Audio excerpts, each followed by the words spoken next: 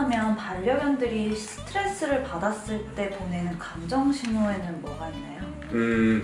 사실 이런 감정 신호, 바디랭귀지에 대해서 설명을 드리려면 사실 하루 종일 해도 좀 부족한 면이 있는데요. 그래서 가장 간단한 거를 말씀드리면 강아지들이 스트레스를 받았을 때 초기에는 이렇게 혀를 낼름낼름 거려요.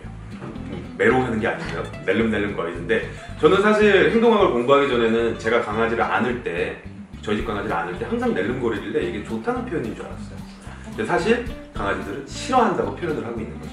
이거 이외에도 귀가 약간 뒤로 넘어간다거나 아니면 하품을 한다거나 그리고 조금 더 스트레스를 받으면 고개를 돌리고 몸을 돌리고 그리고 우리가 많이 아는 으르렁거림 그리고 그 다음에 무는 척을 하고 마지막에는 그것도 소용이 없을 때 마지막에는 물어요.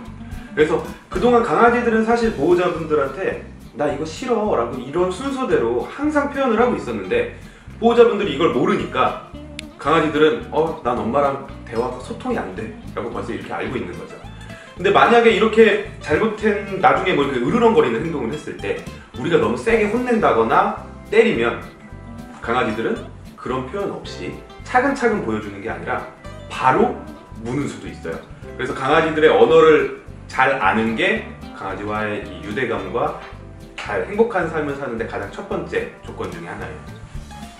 좀 더 거창하게 얘기하면요, 이 행복하게 사는 게 우리 반려견 보호자들의 목적이지만 좀 거창하게 얘기하면 이 우리 동물의 복지를 위해서도 감정 신호를 읽는 게 기본입니다.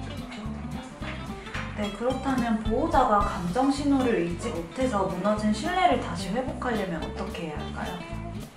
이 감정이 손상됐다는 건요, 다시 긍정적으로 바꿔야 된다는 얘기잖아요.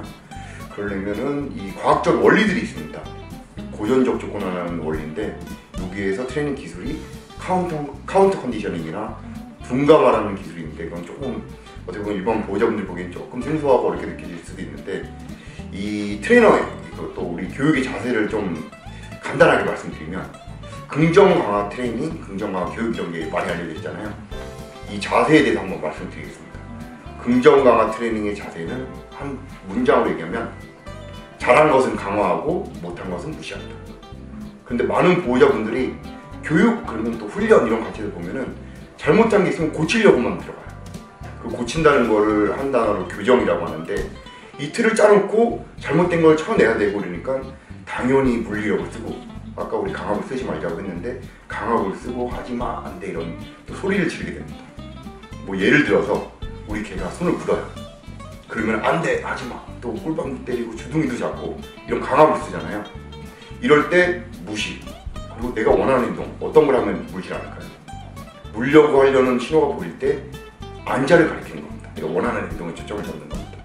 고치는 데 초점을 잡지 않고 원하는 행동에 초점을 잡으면 물려고 하는 기미가 보일 때 안자라는 행동을 형성시켜서 안자는 물릴 일이 없어지는 거죠. 고칠 필요도 없이 원하는 행동이 형성되고 문제가 없어지는 거죠. 이렇게 되면 감정의 손상을 줄 일도 없고 신뢰를 더 단단하게 만들고 개와 나의 관계가 더 탄탄하게 또 유대감이 깊어질 수밖에 없습니다. 우선은 이제 교육적인 부분은 말씀해 주셨고 또 신뢰가 깨지는 가장 큰 이유 중에 하나가 지금 언어에 대해서 바디랭귀지와 감정 신호에 대해서 계속 말씀드렸으니까 그거 이외에 신뢰가 깨지는 가장 큰 이유 중에 하나가 너무 크게 의인화를 하는 거예요. 강아지들의 뇌 같은 경우에는 사람의 뇌의 2.5세에서 성장이 멈춰요. 근데 맨날 보호자들이 하시는 말씀들이 우리 강아지가 복수했어요. 저한테 복수해. 2.5세 아이들이 복수를 할까요? 사람은 내가 잘못하지 않았다고 맨날 생각하기 위해서 강아지들은 자기가 무서워서 오줌을 싸고 나도 모르게 괄약근이 풀려서 오줌을 싸는 건데 그걸 자기 마음대로 얘네들이 나한테 복수를 한다. 이렇게 하다 보면 강아지들은 왜 분나는지 모르고 보호자분들은 얘가 복수를 한다고 생각하고 그러면서 서로 더 신뢰감이 깨지는 거죠. 그래서 언어뿐만 아니라 얘네가 어떤 심리를 가지고 있는지에 대해서도 또 근본적으로 알고 계셔야 돼요. 또 2.5세 또 말씀하셨는데 여기서 또 보호자분들이 많이 잘못 생각하시는 게 2.5세 아기가 나의 위치를 전복하려고 하진 않잖아요. 내가 너보다 대장이야 이런 행동을 하지 않잖아요. 근데 많은 분들이 또 걔를 서열 중심으로 또 쳐다봐요. 얘가 나보다 올라서려고 하네. 나보다 계단을 먼저 올라가 침대에 올라와 밥을 먼저 먹어. 서열 중심 생각하는 걔들은 우리 인간의 위치를 전복시키려는 시도를 하지 않아요. 거기서도 그거를 또 교정을 하려고 하니까 신뢰가 깨지는 일들이 다반사로 일어나죠.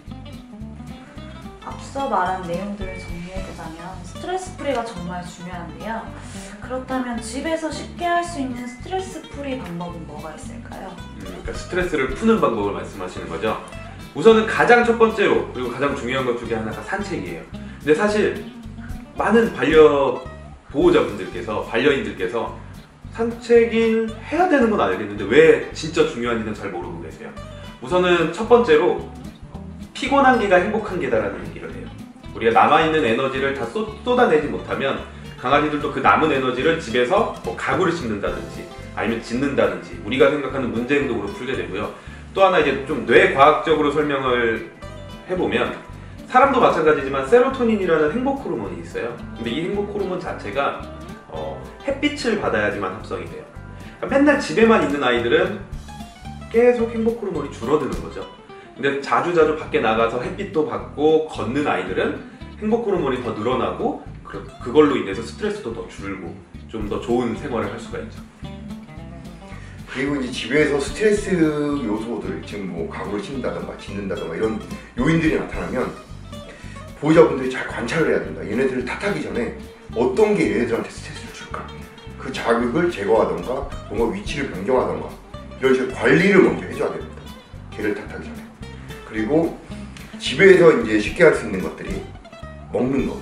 먹을 때는 행복하거든. 근데 먹는 걸 주면은 우리들 보호자분들 간식을 많이 주는데 간식은 금방 섭취를 해요. 또 간식을 너무 많이 주면은 또 건강에 문제가 생길 수가 있고 또 오래 먹는 간식들이 있습니다. 아니면은 오래 먹게끔 고안된 제품들이 있습니다. 예를 들어서 그런 제품들을 푸드 디스펜서라고 하는데 뭐 여기서 브랜드 이름을 말씀드려도 될지 모르겠지만 콩 같은 해외 브랜드가 있는데 거기에다 안에다 먹을 거를 넣고 얼려서 주면 금방 먹지 못하겠죠.